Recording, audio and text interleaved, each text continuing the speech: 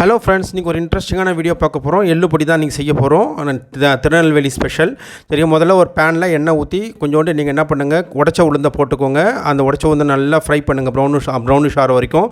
சரியா, அதுக்கப்புறம் பார்த்தீங்கன்னா நீங்கள் வந்து அதே பேனில் 3 காஞ்ச மிளகா, 4 பல்லு பூண்டு, அப்புறம் கருவேப்பிலை, இது எல்லாத்தையும் போட்டு ஃப்ரை பண்ணி எடுத்துக்கோங்க. காரம் உங்கள் ஸ்டைல் தான், அது நீங்கள் எவ்வளோ வேணால் யூஸ் பண்ணிக்கலாம். சரியா, அதை நல்லா ஃப்ரை பண்ணி எடுத்துகிட்டு அதுக்கப்புறம் எள்ளு அது வந்து ஒரு கப் எடுத்துக்கணும்.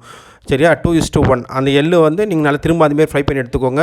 அதுக்கப்புறம் வந்து இதை தனியாக அரைக்கணும், அது தனியாக அரைக்கணும். முதல்ல அந்த உளுந்து, அந்த பச்சை காஞ்ச மிளகா, அது எல்லாத்தையும் போட்டு அரைச்சிக்கிட்டு அதுக்கப்புறம் அந்த எள்ளை போட்டு திரும்ப அரைச்சிக்கிட்டு பண்ணிங்கன்னா உங்களுக்கு அது பொடி ரெடி. இப்போது சாதம் நான் என்ன பண்ண போகிறேன்னா, அந்த மிஞ்சி போன சாதத்தை வச்சு செய்ய போகிறேன்.